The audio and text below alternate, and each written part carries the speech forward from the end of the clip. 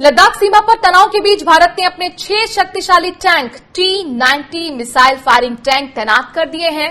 वहीं top of the line shoulder anti tank तैनात किए गए हैं। हालांकि आज भारत और चीन के वरिष्ठ सैन्य कमांडरों की बैठक भी होगी, जो कि चुशूल में होनी है। इस बैठक में तनाव कम करने के लिए समाधान निकालने की कोशिश की जाएगी। रिपोर्ट्स के मुताबिक चीनी पीपल्स लिबरेशन आर्मी यानी कि PLA के बख्तरबंद कर्मियों की तैनाती और टेंट लगाने के बाद भारत ने T-90 भीष्म टैंक को तैनात करने का फैसला लिया है। जो जानकारी मिल रही है उसके मुताबिक सेना वास्तविक नियंत्रण रेखा के अपने हिस्से के भीतर प्रमुख ऊंचाई वाले स्थानों पर जवानों की तैनाती कर रही है। वहीं 155 mm होइट्जर के साथ इन्फेंट्री लड़ाकू वाहनों की पूर्वी लद्दाख में 1597 किलोमीटर लंबी LAC पर तैनात किया गया है। वहीं चीन का मुंहतोड़ जवाब देने के लिए चुशूल सेक्टर में 2 टैंक रेजिमेंट तैनात किए गए हैं। जो जानकारी मिल रही है उसके मुताबिक भारतीय सेना किसी भी आक्रमक का जवाब देने के लिए तैयार है। ये क्षेत्र काफी ठंडा बताया जाता है, यहाँ तापमान 0 के नीचे रहता है। 1984 के बाद भारतीय सेना को सियाचिन ग्लेशियर पर कब्जा करने और पाकिस्तानी सेना को पीछे हटाने के लिए ऊंचाई वाले क्षेत्रों में युद्ध करने के लिए प्रशिक्षित किया गया था। उधर भारत ने तनाव के मद्देनजर फ्रांस से राफेल लड़ाकू विमानों की डिलीवरी में तेजी लाने के लिए कहा है।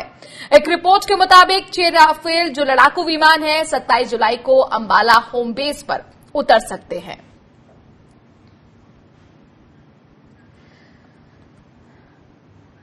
कर्नल टीपी त्यागी हमारे साथ जुड़ गए हैं, रक्षा विशेषज्ञ हैं। कर्नल टीपी त्यागी जी, जिस तरह की गतिविधियां बढ़ रही हैं भारत चीन के सैन्य कमांडरों की, आज इस बीच बातचीत भी होनी है, आपको क्या उम्मीद लग रही है?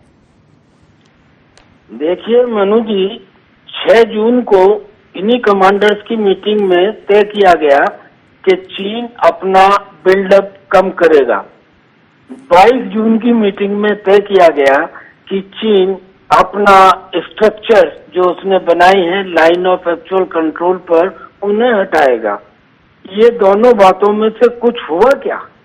इनमें से कुछ नहीं हुआ तो अभी भी क्या गारंटी है कि इस बातचीत का कोई नतीजा निकलेगा?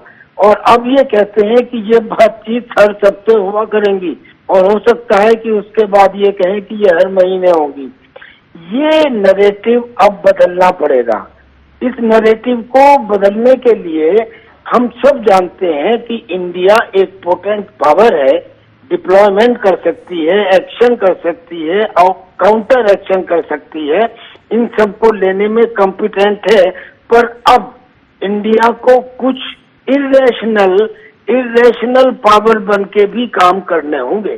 जब मैं इरेशनल पावर की बात करता हूँ तो 3500 किलोमीटर लंबी सीमा पर LAC का परसेप्शन चीन के दिमाग में ही क्यों खराब होता है? चीन ही ने आज तक 1993 से लेकर आज तक घुसपैठ क्यों की है? हिंदुस्तान ने एक बार भी क्यों नहीं की?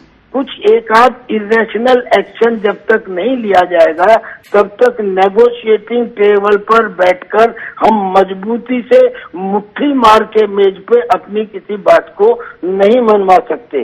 देखिए, मैं एक सिपाही हूँ जिसने युद्ध लड़ा है, मैं वीर चक्र प्राप्त हूँ। मेरा ये मानना है कि किसी भी युद्ध में सिपाहियों की संख्या और हथियारों की नुमाइश से बहुत अधिक महत्वपूर्ण होता है जोखिम उठाने का साहस, यानी कि कुछ ऐसा एक्शन जिसमें रिस्क इन्वॉल्व हो। अब अगर हम कुछ ऐसा एक्शन ले तो नेगोशिएटिंग टेबल के ऊपर हमारी बात मानी जाएगी। एक बात और, हमें कुछ रैशनल एक्शन भी लेने चाहिए। अभी हमारे अरेबियन सी में भी चाइना के शिप देखे गए हैं। बस ये बिल्कुल अप्रोप्रिएट टाइम है कि अब उनके शिप्स को हरेस किया जाए, उन्हें रोका जाए, ताकि उनकी लॉजिस्टिक लाइन इतनी लंबी हो जाए कि वो अपने आप वहां से छोड़ के जाएं। और अगर हमें जापान के साथ युद्ध अभ्यास भी करना है तो अरेबियन सी में करें। एक जगह जहाँ पे उसका वीकर पॉइंट है, इसी को तो आर्मी टैक्टिक्स कहते हैं कि ये नेशनल कैरेक्टर पर्सनल कैरेक्टर से डिफरेंट होता है। सहनशीलता, अतिथि सत्कार, ये सब पर्सनल कैरेक्टर है, लेकिन नेशनल कैरेक्टर में कंसीलमेंट, कैमोफ्लाज, सरप्राइज, डिसेप्शन, धोखा, कहना कहीं और लड़ना कहीं और, ये कुल मिलाकर टीपी त्यागी जी आपका ये मानना है कि अगर चीन को मुंह तोड़ जवाब देना है तो जरूरी है रैशनल एक्शन के साथ साथ इरेशनल एक्शन भी अब भारत अपनाए। शुक्रिया हमसे जुड़ने के लिए।